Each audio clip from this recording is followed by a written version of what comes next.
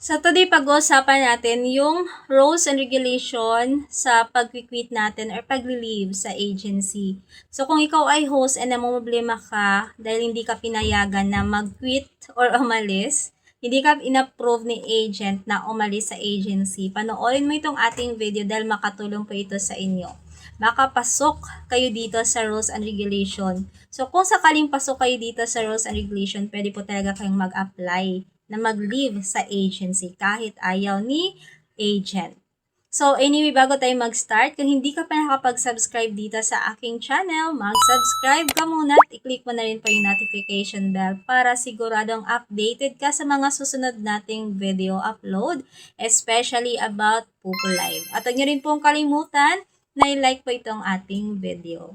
So by the way, every video meron po tayong Pupo Coins sa giveaway. So, mamimili po tayo ng 2 lucky winners na bibigyan natin ng libreng 10,000 Pupo Coins. Kaya make sure na naka-turn on po yung notification bell para malaman mo kung isa ka sa napili. So, para makasali kayo sa ating Pupo Coins sa giveaway, mag-comment lang po kayo ng related dito sa ating topic, i-like itong ating video, and kung hindi ka pa nag-subscribe, mag-subscribe ka muna. And of course, meron din po tayong mini Gcash giveaway, kaya i-comment mo yung hidden word na makikita mo dito sa ating video para makasali ka dito.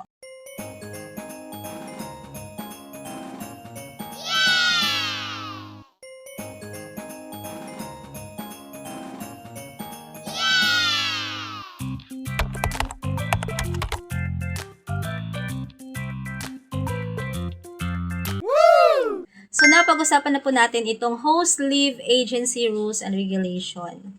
So, kung ikaw po ay host na nag-apply or sumali sa isang agency, within 24 hours pa lang, pwedeng-pwede ka pong mag-apply to leave the agent or to leave the agency. Okay, so yan yung unang tandaan nyo. So, kung ikaw ay host na bago pa lang talaga nakapasok sa agency, tapos tingin mo parang hindi naman makakatulong sa yung agency na pinasukan mo or parang hindi mo nagustuhan, so pwede kang umalis, pwede kang mag-apply to leave the agency. Alright, so yan yung una. And then second regulation is kapag ikaw po ay hindi pa nakapag-face authentication, uncompleted pa yung face authentication mo, pwede kang mag-apply to leave the agency. Alright? So, huwag na niyong kalimutan yan. So, meron pa po tayong mga rules and regulation na pag-uusapan, but before natin pagpatuloy yan, gusto ko munang i-share sa inyo itong isang napaka-legit na platform kung saan ay pwede kayong makabili dito ng Pupo Coins. So, dito lang po yan sa CocoDP. So guys, kapag ginamit nyo yung link na nasa pin comment at bibili kayo dito sa CocoDP, automatic magkakaroon po kayo ng discount.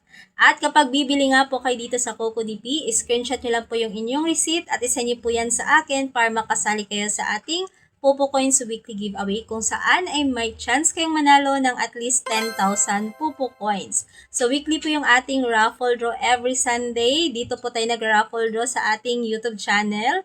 So, live po tayo sa ating raffle draw guys every Sunday. Kaya kung bibili ka ng Pupo Coins, dito ka na bumili sa CocoDP para makasali ka sa ating weekly raffle draw. So, napakadali lang din pong bumili dito sa CocoDP. Tap nyo lang po yung link na nasa baba sa ating pin comment. Pagka-tap nyo po niyan, madadali kayo dito sa store ni CocoDP. Makikita nyo po dito lahat ng mga available application. So, hindi lang po Pupo Live. Andyan din po yung mga games, mga sikat na laro na ginagamit natin ngayon. And also, may mga live streaming apps din. Okay? So, kung bibili kayo, hanapin nyo lang po yung application na gusto nyo pong bilhan ng coins or diamond. So, halimbawa, bibili kayo ng Pupo Coins. So, hanapin nyo lang po itong si Pupo Live. And then here, ilalagay nyo lang po yung Pupo Live user ID. And then, pipili lang po kayo kung ano yung package na i-avail ninyo. And sa baba, makikita nyo naman po yung mga payment option na pwede nyo pong pagpilian. So, kapag nakapili ka na, so maglalagay ka lang po dito ng active email address. Tap nyo lang po yung buy, tap nyo lang po yung confirm. So, magbabayad ka lang. After mo magbayad, automatic papasok po yan sa yung Pupo account. So, ganun lang po kadali, ganun lang po kasimple bumili dito sa CocoDP. Kaya if I were you, i-click na agad yung link kung gusto mong bumili ng Pupo Coins. So, back to our topic. So, ito po yung number 3 na regulation dito sa pag leave sa agency. So, kapag ikaw ay host na sumali sa agency more than 6 months or 6 months na, pero yung host level is nasa 4 level or below ka pa, pwede kang mag-apply to leave the agency. So, paano naman kung ayaw talagang pumayag ni agent? So, kung hindi papayag si agent, kahit pasok ka dito sa regulation na ito, pwede kang mag-send ng email sa official email ni Popo. Ilalagay ko na lang po yung official email address ni Popo dyan po sa ating description box. So ngayon, kung hindi ka pasok doon sa mga nabanggit nating rules, pero gusto mo talagang umalis sa agency mo, yung gagawin mo naman is kontakin mo lang po yung help center. So, yung mga official team ni Pupo na po yung bahalang mag-intervene. So, sila yung magko-coordinate sa agency mo regarding sa iyong leave matters. Okay, so pwedeng mangialam si Pupo dyan. Basta, siguraduhin nyo lang po na reasonable yung inyong rason kung bakit kayo aalis sa agency. And by the way, kunyari guys, sumali kayo sa agency ng 6 months or more than 6 months na, pero yung iyong income is below 10,000 points pa lang.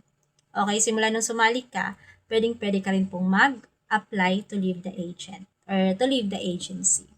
So, kung hindi ka papayagan ni agency, so again, punta ka sa help center para yung mga official team ni Pupo yung mag-coordinate sa iyong agency. Sila mag-intervene na po dyan yung mga official team ni Pupo.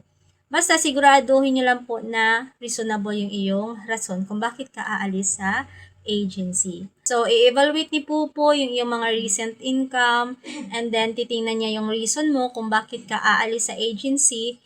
Titingnan niya rin kung ano yung reason, kung dapat niya bang tanggapin yung reason mo kung bakit ka aalis sa agency.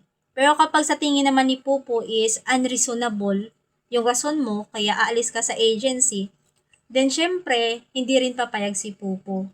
So, iisipin din po ni Pupo yung interest ng agent or ng agency mo.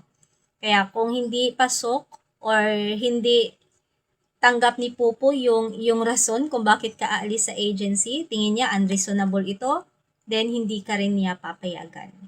Pero, syempre, kung pasok ka po doon sa mga rules na nabanggit natin, so kahit hindi pumayag si agent, karapatan mong umalis. Kasi pasok ka doon sa mga rules na nabanggit natin. So, yan lang guys yung pag-uusapan natin sa video na to. Kung nagustuhan niyo po ito, huwag pong kalimutan na i-like yung video natin. And guys, kung hindi ka pa nakapag-subscribe, mag-subscribe ka muna. I-turn on yung notification bell para updated ka sa mga susunod nating topic na pag-uusapan regarding dito sa Pupo Live.